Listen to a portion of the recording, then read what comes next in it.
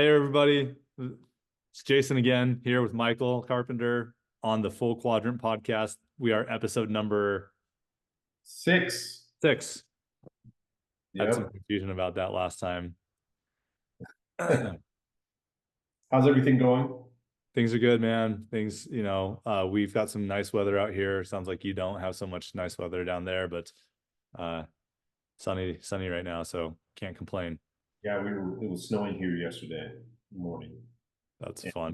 raining today. So I don't probably it's gonna rain tomorrow too. Oh wow. But Awesome. that's it. Just a little bit and then the sun comes out.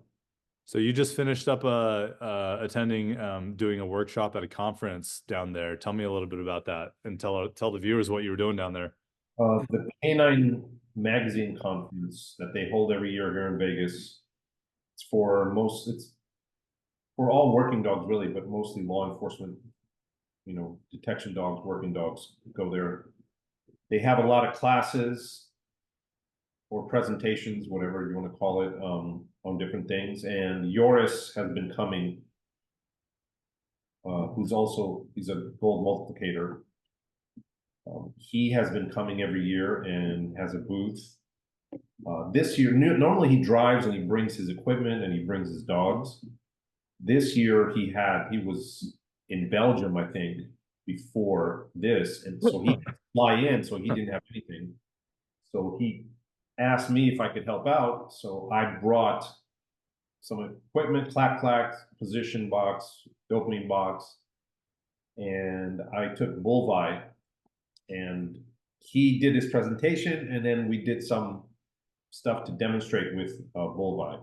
So you brought the equipment for him, so you didn't have to haul that from Texas. Yep. Did you bring an e-collar? He had a lot of e-collars. I brought my own e-collar, but he had everything. I saw the new Chameleon 4. CTT4? Yep, that's pretty nice. Nice. The stuff that was on the Dogify before, some of the stuff that was you had to look at the app on your phone before, now is on the screen on the transmitter. Yeah, and that's uses nice. radio frequency, so you don't have to be within Bluetooth range. Oh, that's awesome. You have to do with the app. With this now, they can be, I'm not precise, but I think yours said like quarter of a mile. Your dog can be a quarter mile away. You can still get the feedback. The feedback from the receiver. Yeah, but we'll have to check with Bernard when we go The to specs. Get the specs for everybody. Yep. Yeah. Awesome. Well, we have a pretty exciting conversation today. I just wanted to, I mean, we kind of already talked about it, but obviously we're both, very embedded in the NePoPo community. We support it. We promote it. It's a big part of what we do.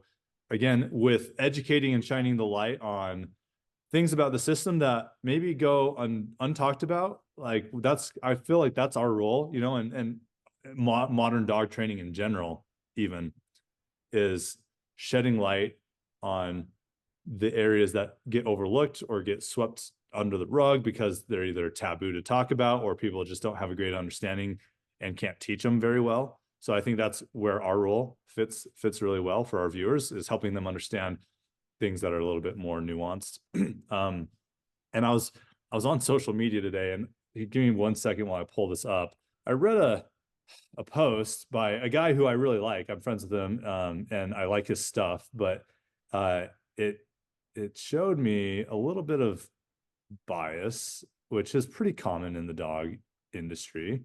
I want to, now it's not pulling it up, but I read something that's pretty common for a lot of people to think, dang. So I'm not finding it, but essentially in part of the post, it was a post addressed to newcomers to dog training, newcomers to dog sport. And in part of the message, he shared a comment that said, this is how you evaluate who you should take advice from. Are these people that you're looking to take advice or criticisms from, are they people who've done something Have they titled a dog before? Have they accomplished something with their own dogs? Are their own dogs an example of the type of dog that you want to be able to train to that level? And which is all good information. It's because in dog training, there is no government regulated, like it's not like a medical doctor. You can go to Harvard Medical School and say, oh, I'm a medical doctor. I can perform X, Y, and Z surgeries. I can prescribe medications. Dog trainers don't have that, for better and worse. But that's not the topic of our podcast. And he said the other criteria was like, does their dog always have an e-collar around its neck? Or are they a relationship-based dog trainer? And this is kind of piggybacking off of, in our last episode, that post where the guy suggested that everyone should trial someone else's dog to see if the dog will still perform behavior for love of behavior instead of love of the owner. I kind of was like, I was a little disappointed that that was included in the criteria because, my guess is that in his kitchen, he's probably got a fire hydrant, or not a fire hydrant, a fire extinguisher under his sink or somewhere in the kitchen vicinity, right? Just because you love to cook doesn't mean you always expect to use your fire extinguisher, right?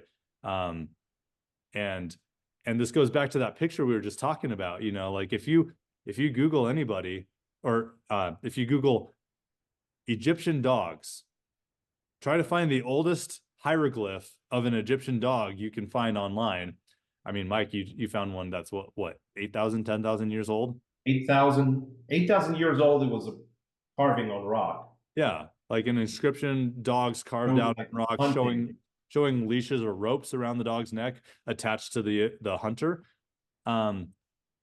We've used tools for thousands of years, and the fact having an e-collar on your dog's neck does not make you any less of a relationship-based trainer or exclude you from being a relationship-based trainer.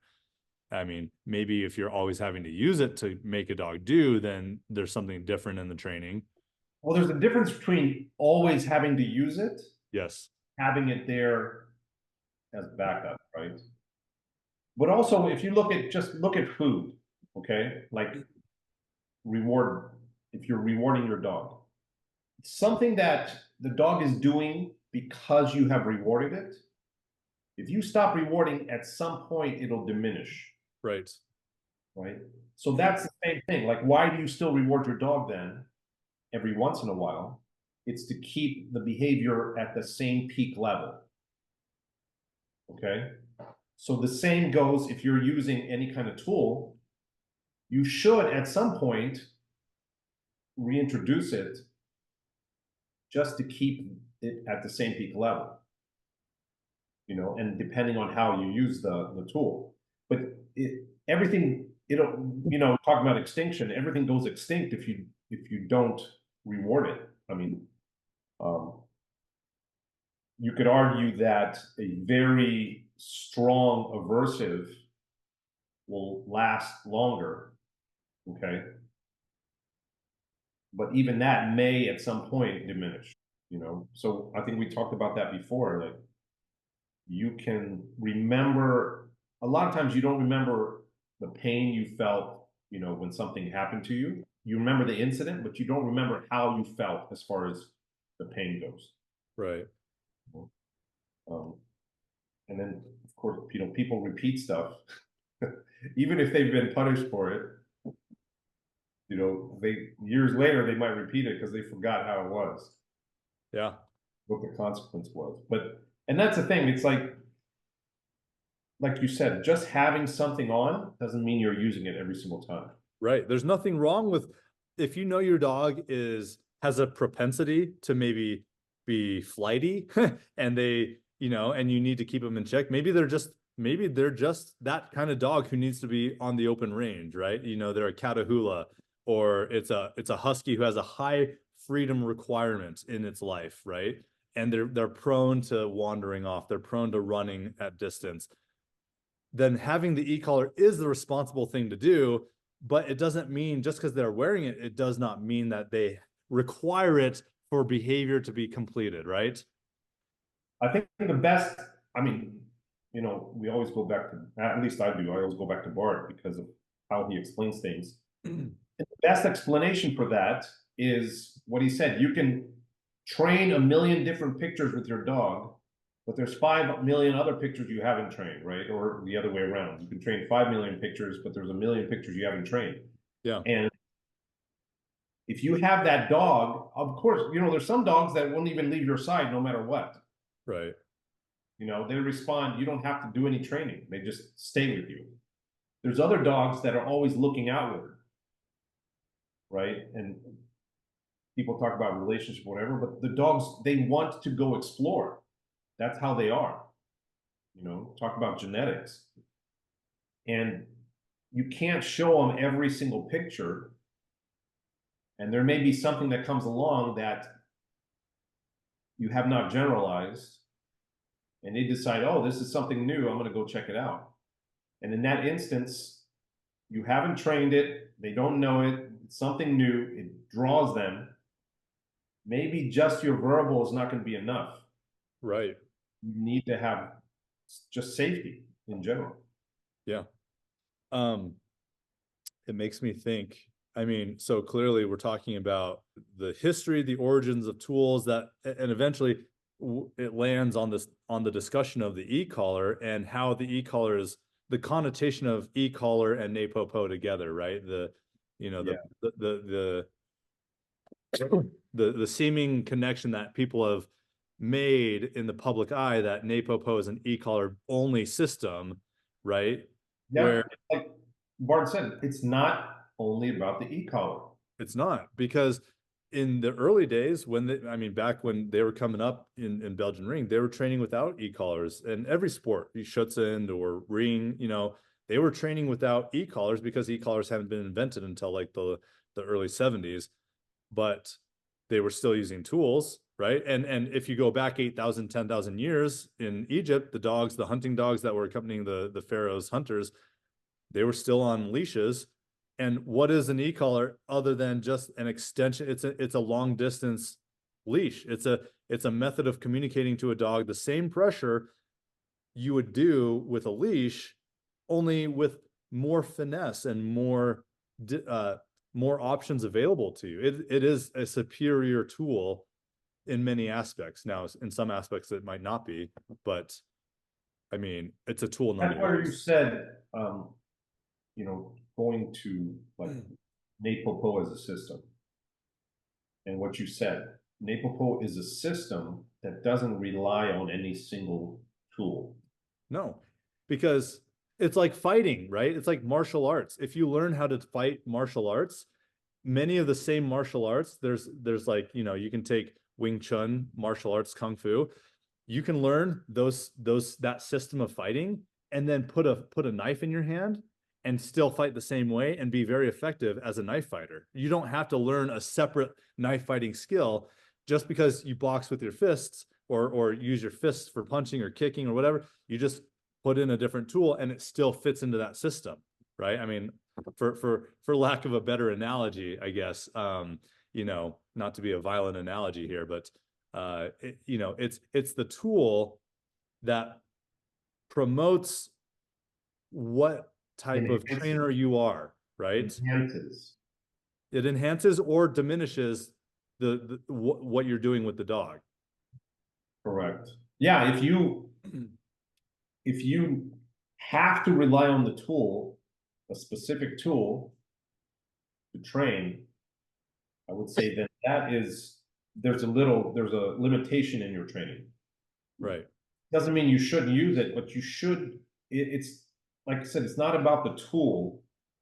It's about the concepts of training where you use your tools to enhance those concepts. So before we get too far ahead of ourselves here, talking about where we came from with dog training, right? So the origins of dog training. The way, now I'm not a scholar in history, but the way I envision the first dog that was taken in, you know, there was clearly a rope that was used to, you know, restrict the dog's access to certain things, whether that was restricting access to you, if that was a domesticated wolf, restricting access to your food supply, to other animals, to children. There was some form of, there was a rope involved with that. I would say even before that, it was their hands. Exactly. Yes. I think that you would say the hands Unless they trapped it with a rope, unless the only way they could catch it was by rope, right? But if they were, I mean, that's where the argument goes. I think I heard, like Pat Stewart said, that now they're thinking that people did not domesticate dogs, that dogs domesticated themselves. Yeah, that makes more sense. So it's possible if you go hands first before rope, where they threw food to those animals, the wolves or whatever they were, right? Right. Threw food or eventually fed by hand. And then the wolves, at some point they touched those animals, because instead of trapping them, if you're trapping the animal, then it's afraid of you. Well, right? It doesn't want to come close. So as if it voluntarily comes, and then of course it never seen a rope. Now you have to get the rope to keep it with you. So like, where's growing up, a kid, one of my friends in my neighborhood growing up, they had a ranch in Nevada up by up near Elko area. And on their ranch, they had a trap for like pests and controlling, animals, because they had some livestock on their ranch. And they caught a coyote. And he took the coyote in. Now, I'm not going to say whether I would have done the same or not, but took the coyote and brought it back home and kept the coyote as a pet. Now, if you go out and try to catch a coyote with your hands, good luck, right? They're gone. Let alone even see one. It's impossible to hunt those things because you can't even see them or get close enough to be near them to use your hands. So I think for some animals, I'm not arguing. I'm just saying, like, there are probably some animals, maybe some wolves or dogs, that require tools before you get the hands on. Maybe they won't even approach you. Even if they know you've got food, they won't approach unless they know you're gone or asleep, in your tent. But that's where I think the animals approached first, and then they decided to feed them. You know what I mean? Instead of, sure. You understand? It's like the other side, where you put the food out to trap them, versus they come close and then you put the food out, right? Yeah. You throw them food. So who knows? We don't know. Right. I agree, though. I think dogs probably were the ones who domesticated themselves because they adapted to us rather than us forcing them to adapt to our situations, right? It was a decision on their part to evolve because they found more advantage in being friendly with us because they got better quality of life working alongside of us than they did, scavenging on their own. So right from the beginning, the first tool other than the hands would have to be the rope. But to your point, the rope is just an extension of what you would do with your hands. It just creates more distance so that in the event that you don't want to get bit, like, you can deliver the same type of pressure or communication just at a distance. Yeah. And so you don't have to use your hands, because you could do it like a back tie, right? You can tie the dog somewhere and it'll stay where you're at. So possibly the first use would have been as guard dogs. You stake the dogs out around your camp. Or alerts, right? Alert dogs, right? You feed them, and then if something comes close, they start making noise, and it's your alarm system, right? Yeah. Even before you start trying to train anything specific. And it's important to understand where we came from with the origins of dogs in the hands of humans, because I don't see a time where there was ever a dog in the care of a human that did not require the use of tools or aids or equipment of sorts, right?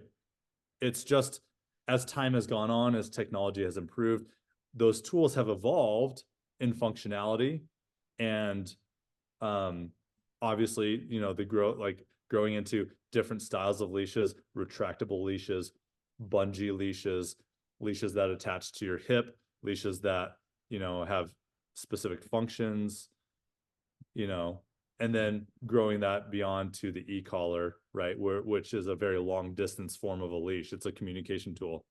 Yeah. Well, you have before that, I mean, you would have like the flat collar, you'd have the like pinch collar.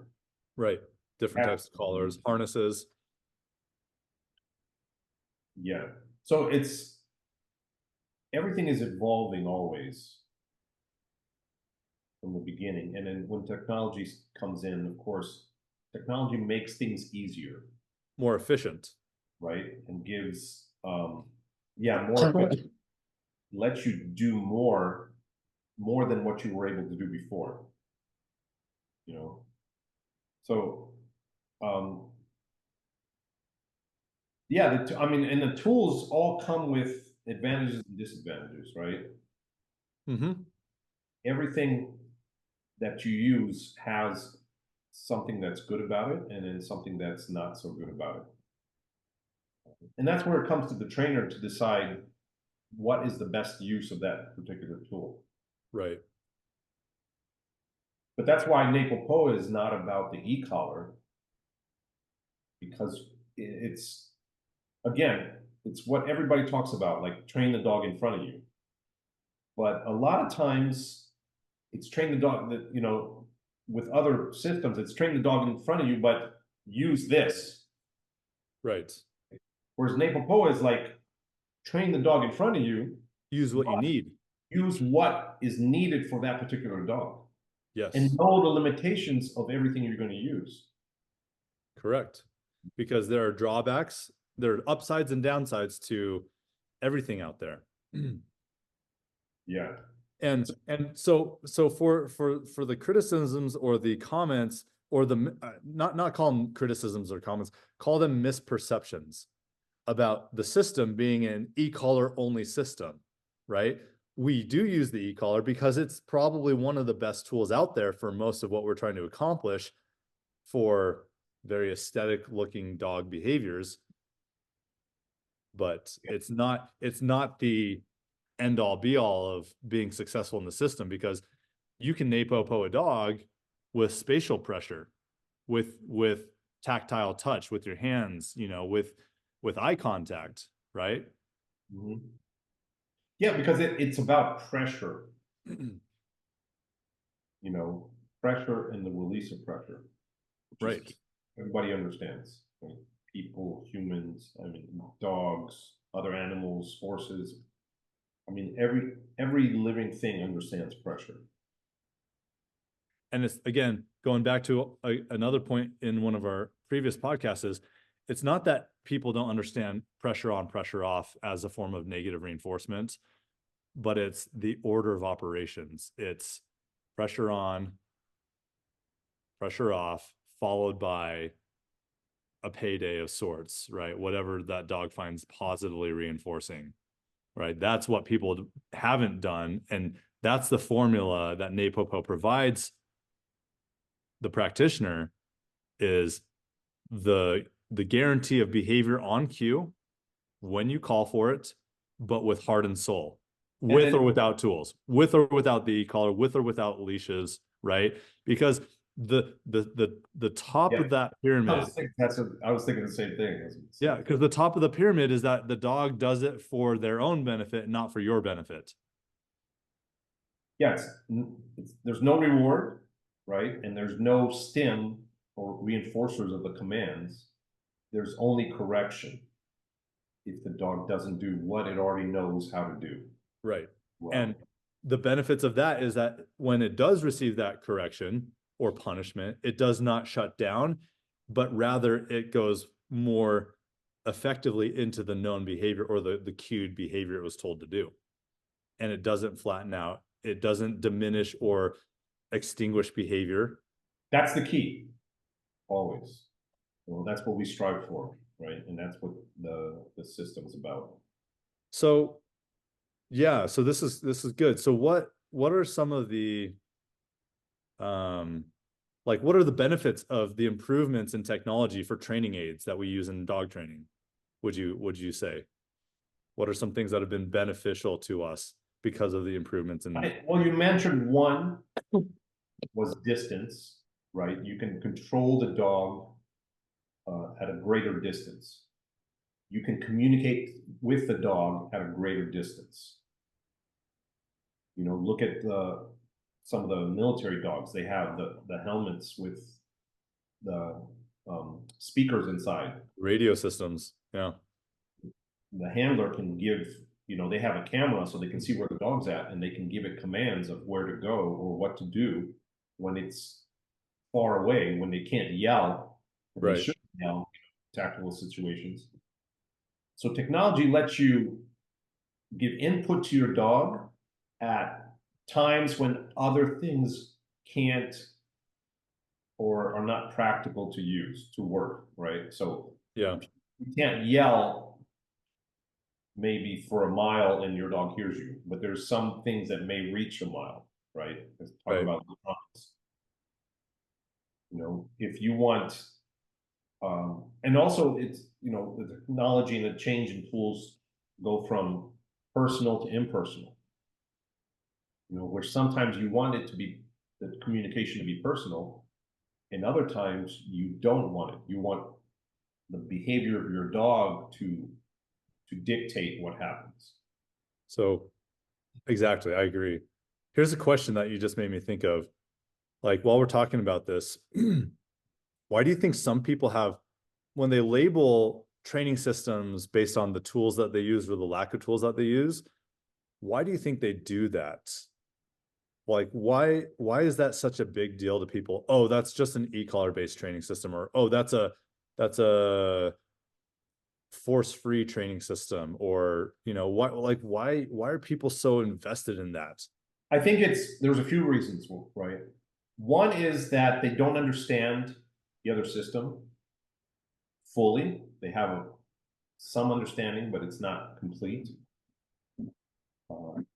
One other reason is that they want to put down any other system other than what they use. So it's more of a Because selfish thing. because it makes them look better, it elevates their status. Yeah. So they want to say, oh, what everybody else does is wrong. What I do is right. So, you know, it's interesting because in the 19th century, there was a huge industrial revolution, right? There were a lot of that was like the industrial revolution was where there were a lot of machines that were being made that were making human labor a lot more effective and a lot more efficient. There was a subset of people in the industrial revolution called they called them Luddites, right? Luddites were people who were actually destroying labor saving equipment or labor machinery that made labor more efficient, more easy. And they were destroying those machines because they were fighting against the advancements of technology, because they were concerned about, you know, on some scale, they were concerned about, oh, we're going to lose our jobs to this equipment, or this isn't how we've always done things. We don't want to do it a different way. And so they went as far as to destroy the equipment that made it possible for the Model T, right? You know, the cars, the horse and buggy, you know, technology and things that way. I feel like there's still some people out there today, and I have personal experience with that because when I got involved in dog training, the person who I was involved with dog training with was very much a Luddite. Like they were like, they used the e-collar like maybe once in my time I had been around them, but they trashed it. They said, oh, you don't need to train this. You don't need this. This isn't a tool that anybody really needs. Like anyone who uses it can't train a dog. They would throw shade and all sorts of like unfair criticisms against the tool or people who use the tool to get good benefits from it. And that was my first exposure to people and thought process. So I actually started out thinking, oh yeah, I was kind of jaded. I was like, oh, use an e-collar? You don't need to use an e-collar. And then as I really dove in and started really wanting to expand my knowledge, my skill set, I started to learn how shallow that that that mindset was. Mm-hmm.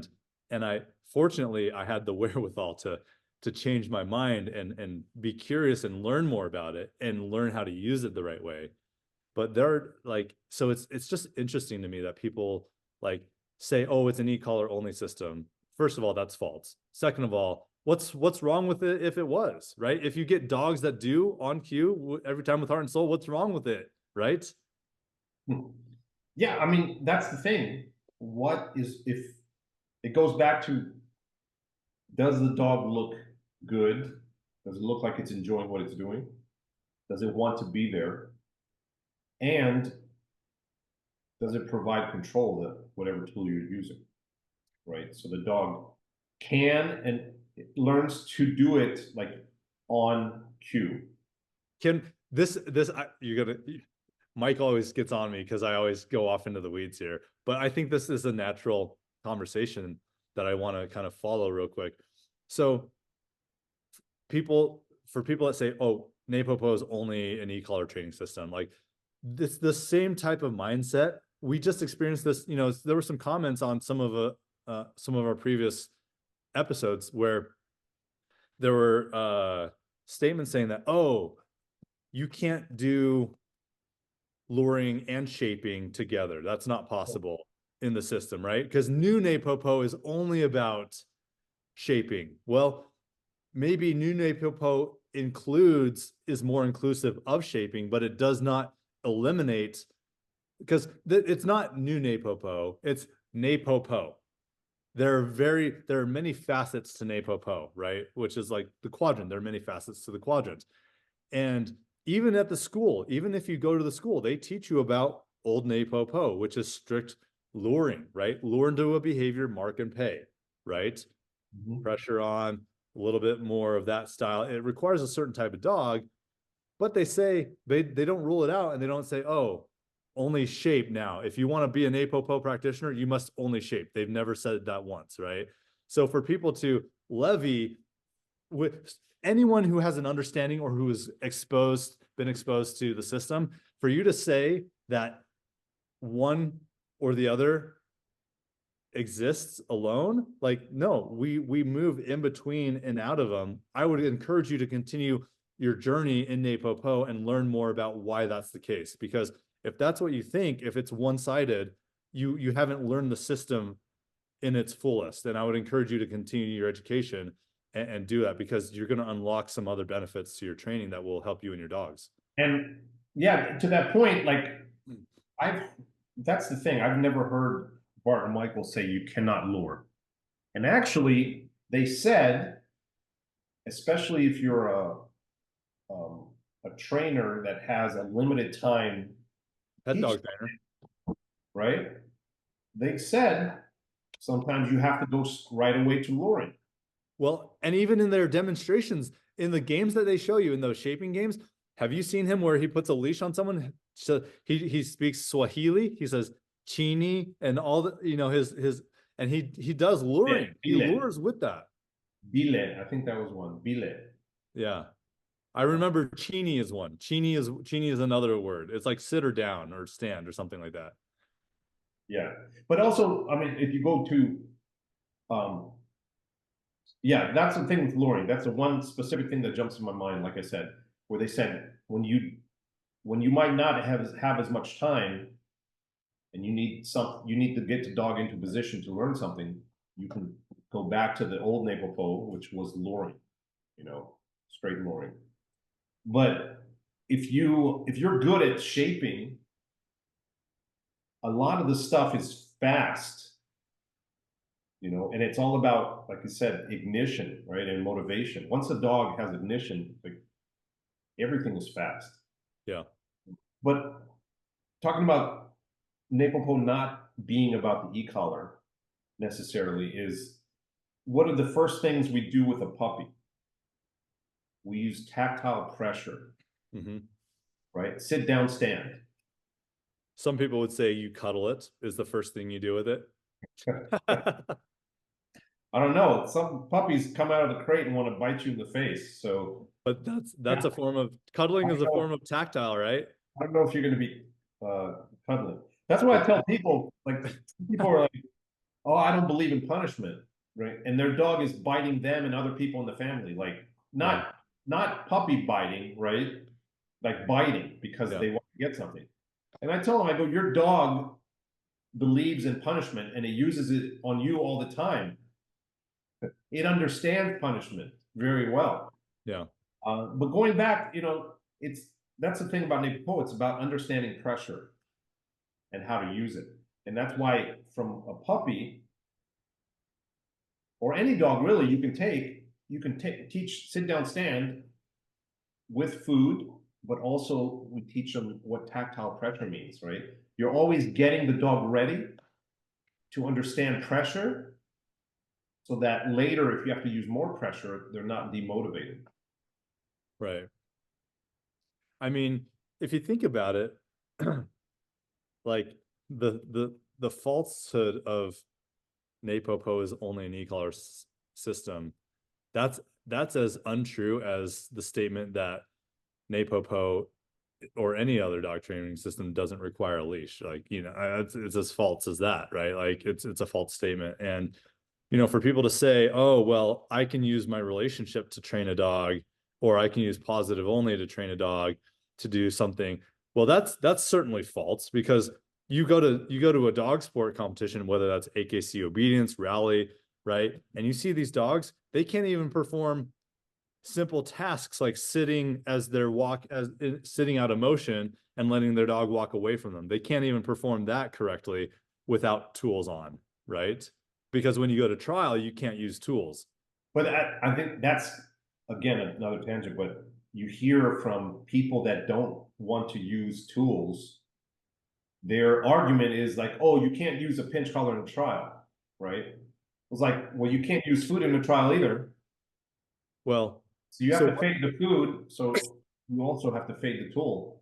So what I understand when someone says, I don't want to use tools, means I don't want to use tools the way that I would use a tool. Right? I don't use tools the way that I know how to use the tool, right? That's kind of system. That's what they're telling to me. When I hear someone says, oh, I would never use a tool, it means I would never use a tool because the way I would use it would be an inappropriate way. And therein lies the problem, is that those people are uneducated about the proper use of tools. Right? Yeah. It's not that they really have a problem with the tool, it's that they have a problem with how they would use the tool and the resulting consequences or fallout from that. So for those type of people, if you're listening, educate yourself. Learn how to use the tool in a way that doesn't make you cringe or creeped out to use the tool, right? Because that happens. You can use it with very good effect. Yeah. And that's, if you think about going back to the e-collar, there was a podcast I listened to, and it was a force-free person talking with somebody who's not force-free, right? And the force-free argument was that people will abuse the tool. Okay, and they were talking about the e-collar in that instance. Sure. People are going to abuse the tool. But the other person I wish they had brought up, the person that was not force-free, I wish they had brought up was that, going back, the argument was that if you sell e-collars without training, that the people are going to abuse it. Okay? In some way. Now, I think the average pet owner that gets an e-collar, I can tell you what happens, because when you go to homes, you hear these things, right? So what's one of the things that I hear? Oh, I bought it, but I never used it because I didn't know how. So yeah, there's a sale. If you look at the data, there's a sale, but they never even put it on the dog. Okay? Yeah. Or good point. Number 2, yeah, I put it on my dog and it didn't work. It didn't do anything, which means there was no skin contact, right? They turned it up, did it, the dog didn't respond, they put it away. They never used it again, right? Right. So the first one where they never put it on the dog, yeah, they bought it, the data shows they bought it. Was there abuse? No. Right. The second one, they bought it, the data shows they bought it, they put it on the dog, there was no skin contact, so they turned it up, pushed it a few times, nothing happened, they put it away. Was there any kind of abuse? No. The third, they put it on the dog, they pushed it, and the dog reacted in a way they didn't like. Now, whether it was because it was aversive to the dog or whether it was because the dog got startled, the reaction they saw from the dog was not something they liked, so they put it away, never used it. So one time the dog felt it and never again. So the data showed they bought it, but was there abuse? No. I would argue that abuse, for the most part, the way that people describe it, would come from trainers, not actual pet owners. I bet you it's trainers that don't know how to use it properly, and they use it in a popone kind of way, Right. and there's no communication with the dog. Yeah. Right? So yeah, there's a lot of e-collars being sold. Because they have a timeline. They have deadlines to meet, and they only use it one way, and they're not interested in learning. Yeah, but I mean, even with deadlines, you can do it the right way, you know. But I'm saying the deadline is what makes people hurry through it without I think it's less the deadline and it's more the not knowing how to use it correctly. Even people that say they're trainers, sure. right? Maybe, yeah. I can see that. The whole argument on that was that there's so many e-collars that by numbers there has to be so many cases of abuse. But actually, I don't think that happens. Yeah. I think what I described happens more, where people get it and don't use it. Well, and here's the other thing is like, you never hear about all the good that happens in the world. You only hear about the negative, right? So when someone does abuse it, that's the only thing you hear about. You might have 1 out of a million cases of abuse with an e-collar, but you might have hundreds of thousands of excellent results with e-collars, but you never hear about those. But you only hear about the one thing that's been 10 years old. Yeah, two things for that. The other thing is that they say they only use the tone, which is not ineffective. Right? Or the vibrate. It's not pressure. It's not pressure. Unless you've got a super weak dog who can't handle it. What I mean is the data shows the e-collar was sold, but they never used the function of the e-collar. Right? They used the tone or the thing. But here, like in Vegas in the casino thing, that's one thing you hear is the people only tell you when they win. They never tell you when they lose. Yeah. On here. So everything is always, I won this, I won that. Oh, I won a jackpot, $2,000. They don't tell you that they lost 10,000 to get to the 2,000 the day before. You know, going to your point where you only hear about the bad from the dog training. You only hear about the bad. You never hear about the good. Right? Yeah. The good of the dogs being off leash, having freedom. You know, because of the tools. So this now makes us, I think we should ask the question is, what are the consequences of not using?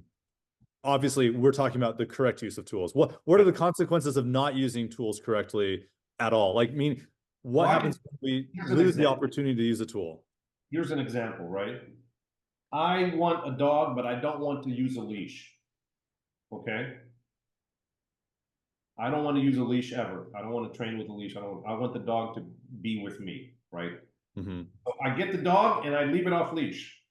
Okay, I go outside, it goes in the street, gets hit by a car. Yeah. So I just go get another dog. And I leave it off leash. And that one gets hit by a car. And we go down like the 5th dog I get. Now this dog never leaves my side, right? So then I have an 8-year-old dog that listens to everything I say and never leaves my side. And they're like, oh, look at that. You have such a nicely trained dog. But is he a utilitarian dog? Know that the other 4 dogs got hit by cars. But they don't know the other 4 dogs got hit by cars. You know, but to that point, maybe you have a dog who stays by your side, but what happens when you need him to leave your side to go retrieve something or go bark at something or go do something away from you and he won't? Now you've got another problem. Right? Yeah. That's training wise. But I think that's what happens with pet owners. That's why there's so many dogs in the pound, is that the pet owners, they recycle dogs. Sure. I believe. Not everybody, of course, because there's a lot of people that, care for their dogs. But I think what they do is they either have the ideology that, we can't use tools on dogs, but then they can't live with their dog they've created. Yeah. eventually give it up to the rescue or to the pound or to wherever, right? Yeah. And then what do? They go get another dog. And try again. But if you, that's the point. It's like just bring in some tools and Well, fix the here's, thing that keep your dog in your house. and like you said, you use the tools so that you don't have the consequence that you would prefer not to have, right? You don't want a dead dog. I want a tool on my dog so he learns to obey certain boundaries and guidelines of living in a human society so that I can prevent him from injuring himself or somebody else or his environment, right? It's like with kids, right? Like we discipline and teach our kids, you know, like for example, like I'm going through this right now. I'm in a young kid stage of my life, right? I've got my young kids, and I discipline them. Yeah, like even at a young age, like I have to show them like there are consequences for doing things that they shouldn't do. Do I take like do I enjoy that process? No, absolutely I don't. But I know that the benefits down the road are going to bring so much better bonding with my child or my kids. The communication lines, the trust that we have, the respect, all of that will be there down the road. So the little bit of like feedback loop that I provide for consequences and you know things like that, it's so important. But do I like doing it? No, absolutely not. And some people say, "Well, I would never do that." And whether that's to a dog or to a child, I would never do that, or I would never discipline them, or you know, get in the way of that. Like it's hard for me to hear because that just tells me you're not being the adult. Like the adult should be the teacher. The adult should be the caretaker and the caregiver and provide them the opportunity to prepare them for the consequences that they'll deal with down the road for bad decisions. Yeah. But also it's people, then you go to people, same thing with kids and dogs. Yeah. They say you do not need to use anything to teach your child or your dog. Okay. And they talk about management. And it's like one thing we know, management, no matter how good you are, it will fail. Why do people put that have little kids, why do they put locks up high on the door? Or child lock the door. Child locks. Why do they put a fence around their pool Yeah. when their kids are young? Yeah. You know, why don't you could, if you wanted to, and they talk about don't punish, but only reward your kids and your dogs. It's But the you tell your friend kid, movement in parenting these days. but the thing is this, if you tell your kid wants to go and touch a pan that's on the stove that's hot, right? Scalding. It's gonna disfigure your kid for life if it touches it, Yeah. right? Say you can and going to kids versus dogs, you can reason with a child, but not they're not mature enough to understand. But you can reason with a person, and you Right. can explain to them what will happen in the future. Right. For a dog, you can't. But even then, with a child that can understand, when you're telling them that if you touch this, it's going to hurt you, right? It's going to burn you. Even with that, the children still will go and touch it. You can tell them 100 times. They'll still go and touch that thing. Yeah. But it's not every child, because some children, they do whatever you say. They listen. There's other children that it doesn't matter what you say. They're going to do what they want. And that also translates to dogs. Right. There's some dogs that are very compliant with whatever you do, and there's other dogs like, unless I see it for myself, I don't believe you, I right? think And that's I what think happens with kids. That's why, I mean, the example I'll use the example with my brother, where he burned his hand on the toaster, right? But I guarantee you that he had heard not to touch the toaster because it's hot 100 times before then. now his trust in do not do something has become much more increased, right? He's increased his trust in hearing from someone else when someone says don't do something, his trust in that advice is a lot higher because of his experience touching that toaster. Correct. And to go to dogs, like you have to, when it's dangerous, If you live on a busy street and you have to teach your dog, don't run out of the door, right? It's it's animal welfare law. It's like, okay, if you don't teach your dog not to go out and they get hit by the car, you are responsible for that. That's really your responsibility. If you're responsible for them like biting someone, you're also responsible for them when they don't listen to you and they go get hurt. That's also on you. It's not the dog's fault. It's your fault essentially for failing to train the dog to do that. And people don't look at it that way. Yeah. If you know better. Now, some people don't know better, and it's you can't hold someone accountable for something they don't know necessarily.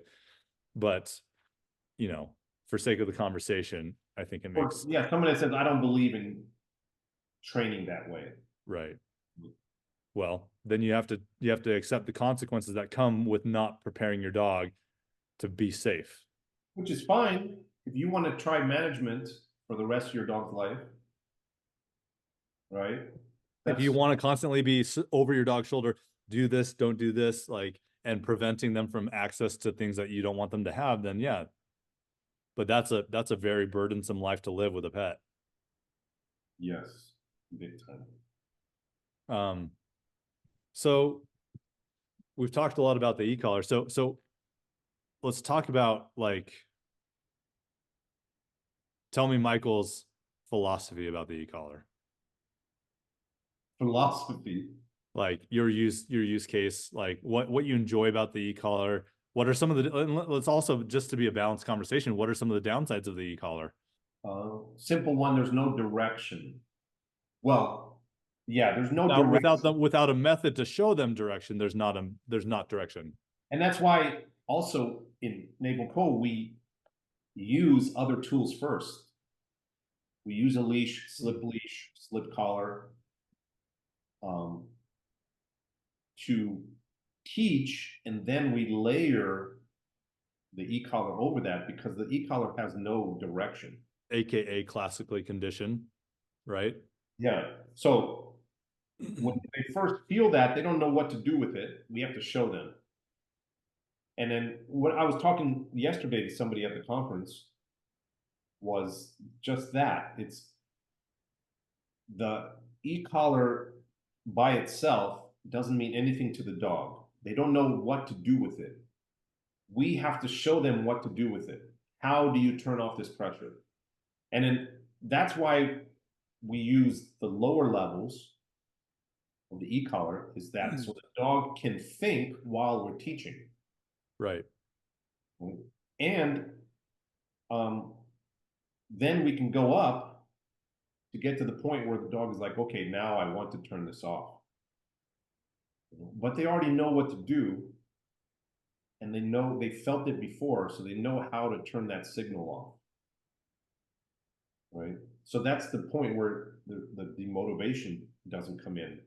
Whereas other people, the Popone system, you're teaching the dog, and then the dog isn't doing what you want, and then here comes the e-collar. They're surprised by the punishment. And that's the thing. I think in NePoPo, it's a do tool and a do not do tool. Mm-hmm. Whereas in most systems, it's just a do not do tool. Right. But there's other systems that use it as a dual also, but they don't start at the low levels, right? They don't use it as communication first, like communication levels is what we call it, to prepare the dog. They just go to a high level and the dog is just trying to avoid it and they figure out how to avoid it. Right. It's more like running away from that feeling than running towards it, if that makes sense. Yeah. And for me, like some of the disadvantages of relying on an e-collar is it's not in the tool itself, it's in the user of the tool where maybe they forget to charge the batteries and you come unprepared, or the equipment dies, or you lose a transmitter, or you And again, not all e-collars are created equal. So the consistency across the board is not the same for everyone who uses just an e-collar, right? There are better ones, there are worse ones, there are ones in between. For me, the biggest problem with e-collars that are not quality e-collars is that the level of stim is not always consistent. A level 2 But it's may also, sometimes be a 2, it might be a 0.2, or it might be a 200, right? yeah, but it's also, it's not just between e-collars. If you have the leash in your hand, right, you cannot apply a Consistently. level two pressure every single time. Every single time you apply pressure with that leash, it's going to be different. Whereas the e-collar is consistent, Yeah. and the good e-collars are especially consistent, right? Yep. I mean, so that's the other thing, going through the e-collar. It's not about the e-collar, but there's advantages to using the e-collar. Right. And then going to leash versus e-collar too, it's how personal the leash is. What does everybody say? They're like, oh, your dog can feel your emotions like it travels down the leash, right? That's what they say. But it's really about the pressure you're adding to the dog consistently, because the leash, every time they move, there's a little pressure put on there. And then it's released, and it's put on, it's released. At times when you don't necessarily want it to happen, whereas the e-collar, it's very precise. You can add the pressure when you want and take it off when you want. And while the dog is moving around doing other things, there's no pressure until you actually add it, as opposed to the leash. Right. I think the benefits of the tool altogether, or any tool, whether it's e-collar or not, like forget the tools, forget the e-collar. The benefits outweigh the disadvantages immensely, in my opinion. Because any tools in general. Yeah. Forgetting about the tools, forgetting about the e-collar, I think the benefits of using the tools or training aids help you far more than they would ever hinder you in training a dog. Yeah, but as you gain experience and as you learn, also those disadvantages kind of start going away. Right. They're there, but you don't run into them because you already know what they are ahead of time, so you avoid the disadvantages. Right. The tools, so because when you learn to use them properly. Yeah. There's a lot to dive into in e-collars. It's hard to keep it wrapped in like a very central topic of sorts. Like there's so many directions you can go and venture off into in our conversation about tools, e-collar, and the system. I think it's the point of this conversation is to say, when you think about NePoPo and good modern dog training, you can forget about the tool, because it's not about the tool. It's about the techniques, the principles that drive the behavior in the dog, not about the actual piece of equipment itself. Yeah, correct. Is that right? Yep. It's about knowing the dog, learning how to motivate it, and learning how it reacts to certain things and how to make it react the way you want. And then using those tools on top of that to just enhance the training. Yeah. Yeah. Eventually get to the e-collar, because it's the most advanced piece of equipment we have right now. Right. Until we have brain chips implanted in the dog that we're, you have a chip and the dog has a chip and you have a chip, and you just, yeah, and then you're like telepathically communicating. So that'll be strange.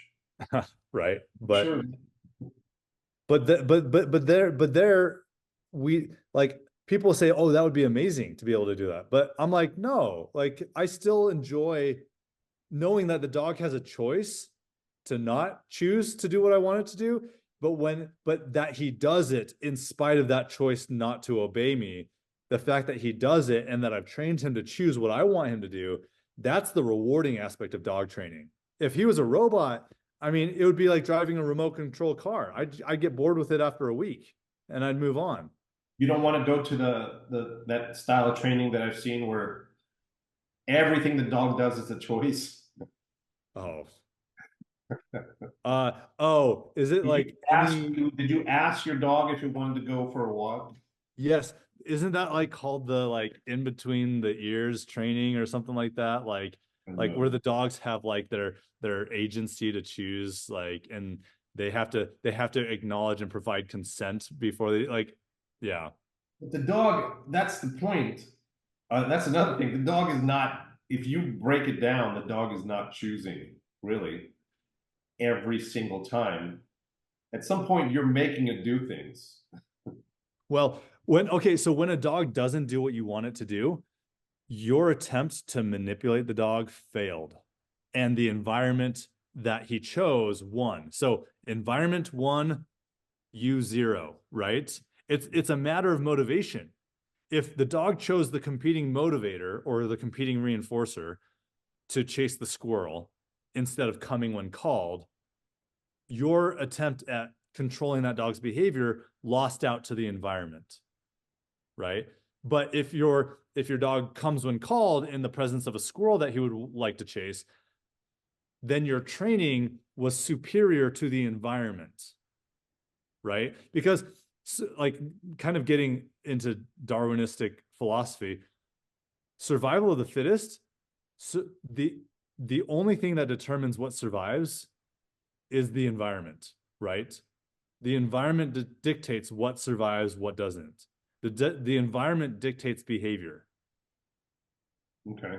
In every culture, in every environment, you go to South or the South Pole, Then you behaviors that are the behaviors that survive are behaviors that are dictated by the environment, the climate down there, But right? then you have to say it's not a choice. Is it a choice then? Well, it is, because you can choose to do the other, but you die off, right? Like if you chose to wear shorts in the South Pole in Antarctica, right? If you chose to dress like you would in Hawaii, the environment is going to weed you out really quick. Those decisions will not be passed on, and it reinforces other decisions, Yeah. right? But So then you do have it's a not choice. but then There's a very it's not your choice. If you wear shorts, right? And then the weather dictates like you cannot wear shorts. well, but you still have the choice. Like the weather is not going to I don't prevent you think from so wearing. because then you're influenced by the environment. We're Well, talking choices about no influence, right? yeah, but all I'm saying is that Because then that's what I mean. the environment dictates what survives, and it selects it's the behavior selection process. The environment selects what behaviors survive and thrive. But what I mean is it's the like the once you make one choice, the next time it's not a choice anymore. You're Well, not making a you're choice. still you're still choosing No, life, right? You're choosing life, not death. That's the no, choice. because there is no other choice. There is no other choice because there's no choose to die, right? I mean, in an animal especially, there's no choice to die. Mm-hmm. So the choice has been removed to wear shorts, say, for example. Yeah. There So is so no yes, choice anymore to remove. yes. It's the So to your same point, so to your with point, a leash, right? Like, not meaning to cut you off, but when you show the dog that with a leash, this is your only choice, okay? You have like you've removed the choice. Like the dog is not choosing the other thing anymore because it's like this is the choice now. There's only one choice. There's not. but the leash, I'll say this, the reason the leash is not as effective as like say a harsh environment is because the leash is held by someone who determines what gives and what doesn't give, right? So your environment is a lot more forgiving by holding the leash. Some people are very forgiving with the leash, right? They let the dog, you know, they let the dog do whatever they want on the leash, which is why there's criticisms against the flexi or retractable style leashes. But not that I have a problem with them, but I'm just saying some people say that that's, but like like Death Valley is a very unforgiving environment, right? Antarctica is a very unforgiving environment. Under the ocean without oxygen is a very unforgiving environment, right? Like the environment is what selects behaviors, right? And if you want the dog to have ultimate control, you have to know, you have to be at peace with that idea that it's not even an idea, it's a natural law. It's natural law. You have to understand that and use it to your advantage. You have to go for a 5-day walk because your dog never wanted to go home. Exactly. Yeah. So like for people who are out there saying dogs, Theoretically, right? like so for people who are out there saying like, it's like this animal rights movement ideology, but to say that animals should have agency, like what agency do they have in the wild? If they were not in the hands of a human, what agency do they have in the wild? But yeah, that's why I think there's what you say about choice, right? But you don't have a choice. If you're hungry, you don't have a choice not to eat, You don't have a choice not to hunt. right? You don't have a choice not to hunt. If you believe in your dog making the decision when it wants to go home, and then only then do you go home, it's not making a choice to go home. It eventually got hungry and it knows the food's at home. So there wasn't a choice. There's no choice if you have to do it. You know what I mean? Yeah. That's what I was getting at. Yeah. There's no choice to wear shorts. You have to wear clothes. Right. You have to. There's no choice. But again, my point is that you still have like I could choose to travel to Antarctica with a suitcase full of shorts, right? That's a choice. Not that it's a good choice, not that it's a wise choice, but it's a choice. Yeah, I understand what you mean. Yeah. My side is saying that death is not a choice. Avoiding it is though, right? In a lot of cases. But that's what I mean. Avoiding death is the only choice. Right. So you didn't. There was no choice there. In the way I'm thinking. Sure. That makes sense. So it's interesting. Like this kind of turned into an interesting conversation. But at the end of the day, I think like without belaboring and going back in circles, I think we've had a really interesting conversation. I think there's some really good points. Hopefully it clears up conversation or miscommunication about NePoPo only being about a tool or tools, because it's about the use of the tools. It's about the method of training without tools even, right? It's why you can train with a leash. It's why you can train with bamboo sticks. It's why you can train with spatial pressure, and not need anything else. Yeah. And for those who are listening to this and are going to Silver School, please come introduce yourselves. We'd love to, chat, hear your thoughts. We want to hear what's interesting, what might not be interesting. Maybe I need to rein in my tangents that I like to go down. I know Mike would like that. No, I don't care. But it'll be fun. It'll be fun to see. And if you haven't gone to the school and you're not signed up for Silver this March, we'd love to see you again. It's definitely something that'll be eye-opening. I think, I speak for a lot of people, but definitely for myself, it was by far the best decision educationally for me in my dog journey, for training and professional, skill. So it's definitely worth the investment. Yeah.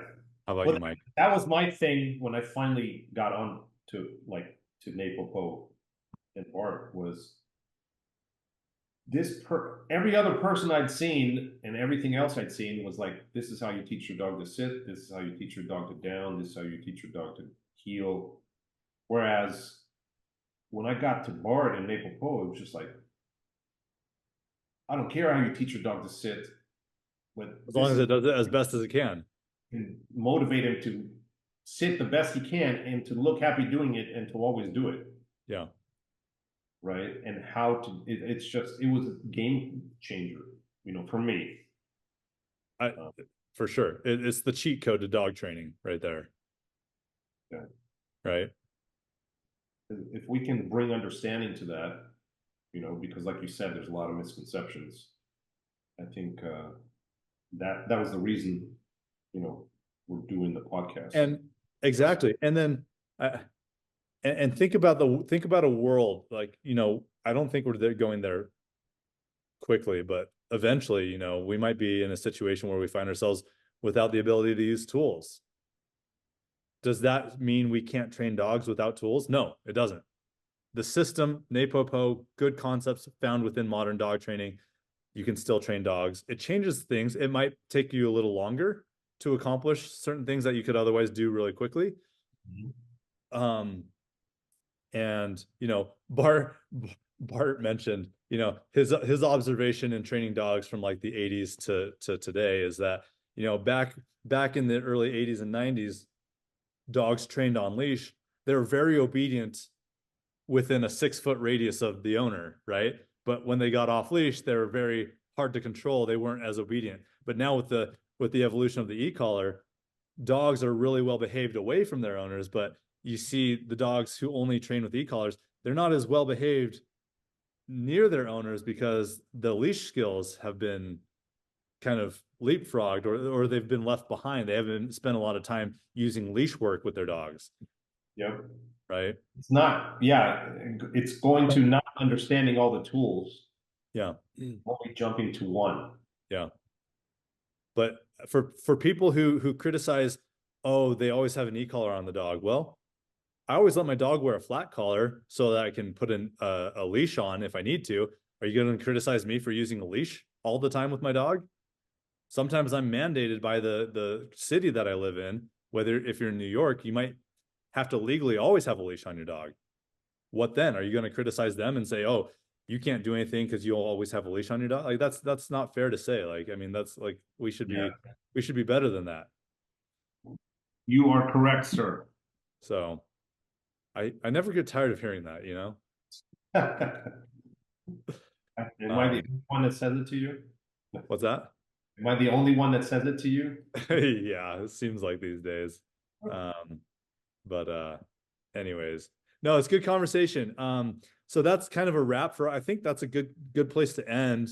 I think, like I said, there's a lot of different ways to springboard into other topics, but I think for the purposes of this conversation, I think we really covered it. We had some really good points in the conversation.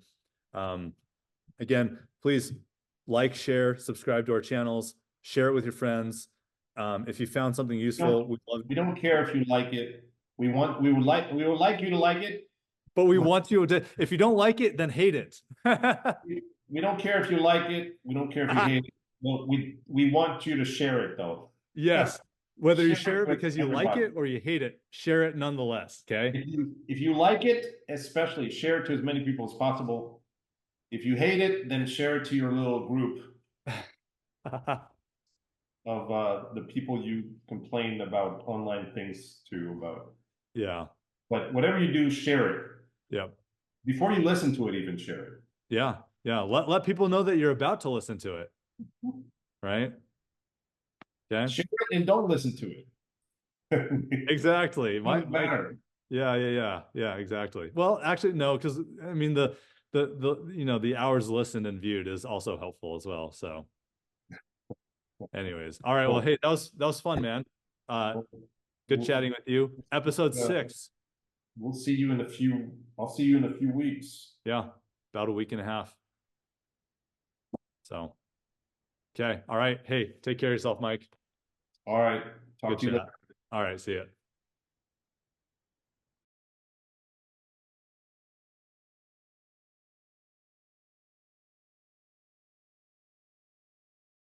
We are live.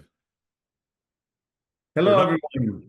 Jason, we won't be live. We'll be recorded, but we're live right now. For you and me, we're live recording. It's a live recording. It's a live recording brought to you. All right. By the full Quadrant podcast. Yeah, you got the logo up. That was good. On the podcast. Yeah. Now we just have to mess around. Like you saw the TikTok thing. Yeah, that's cool. I think that stuff's great. I'm not on I'm not on TikTok, so I'm not like I'm not familiar with how to use that platform. Yeah. It's not bad. So there's AI now coming out. Yeah. Stuff that, they're adding to all these platforms. Right. So you can edit, your stuff. We will never get to a point in society where a dog is so domesticated that they act like a human. They will never be that domesticated to be a human. Like, people are trying to domesticate them so that they can take the place of children, but they're doing that they're trying to double dip. They're trying to double dip. They don't want the full responsibility of caring for a child. They just want half the responsibility, but they want the benefit of feeling like they love something and care for it, right? Yeah. Because they know a dog doesn't require as much work as a child does. You don't have to feed it as much. You don't have to give it, you don't have to pay for as much. Like, so they're trying to double dip, and they're trying to take advantage of dogs by turning them into kids or children. But the problem is, no matter how domesticated they get, they're never going to speak our language. They're never going to wake up and be like, "Hey, you want some coffee? Like, let me pour you a cup of coffee," right? Like, that's like it's a futile endeavor to try to domesticate a dog to the point where they become a human. And that's the direction people are wanting to go. And by saying like, okay, maybe, yes, maybe NePoPo, or well, actually any system requires tools, whether you're using a clicker, a whistle, a leash, a collar, a harness, a clack clack, a place board, a dog kennel. Like, there's equipment required for dog training. No force-free trainer gets away with living with their dog without a collar around the dog's neck. Because I mean, even in Manhattan City, all of the boroughs in Manhattan City have extremely strict leash laws. That means it's not possible to train a dog for off-leash work because there's no place you would ever have your dog off leash. Now, maybe your dog gets off, maybe your dog slips the leash and you let go of the leash by accident, and now you need off-leash application. That's different. Why you should train it. Which is why you should train it, but you should never, legally, you can't have your dog off leash in New York City. Yeah. Interestingly enough. Tools have existed from the time there was the very first dog that was considered a pet. I guarantee you they had a rope around that dog's neck, right? Or used a rope at times for the dog, right? That rope became a leash, right? Which graduated into a million different evolutions of leashes, right? We've got the flexi, we've got the bungee leash, we've got the,